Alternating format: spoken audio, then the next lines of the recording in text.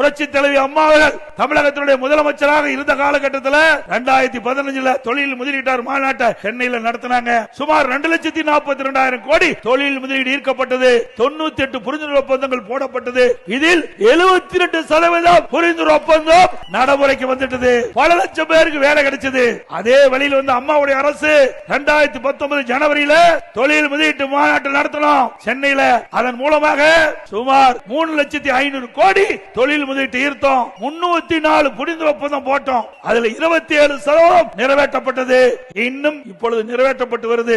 இந்த தொழிற்சாலை எல்லாம் கொண்டு வந்த அரசாங்கம் அண்ணா திமுக அரசாங்கம். அதன் மூலமா தான் வேலை கிடைச்சிட்டு இருக்குது. இன்னைக்கு ஸ்டாலின் பெருமையா பேசுறாருல்ல, அந்த பெருமைக்கு நாம் தான் காரணம். நாம விதை போட்டோம், செடி முளைத்தது, மரமாச்சு. இப்போ பூ பூத்து காயாயி பழத்தை பறிச்சுட்டு இருக்காங்க. இவர்கள் கொண்டு வந்த திட்டத்தினால தமிழ்நாட்டில் ஏழைகளுக்கு இளைஞர்களுக்கு வேலை கிடைக்கல. அனைத்து இந்திய அண்ணா திராவிட முன்னேற்ற கழக ஆட்சியில தொழில் முதலீட்டை ஈர்த்து, அந்த தொழில் முதலீட்டை ஈர்த்த காரணத்தினால தமிழகத்தில் பல தொழிற்சாலைகள் வந்த விளைவில் பல லட்சம் பேருக்கு வேலை கிடைச்சிருக்குது.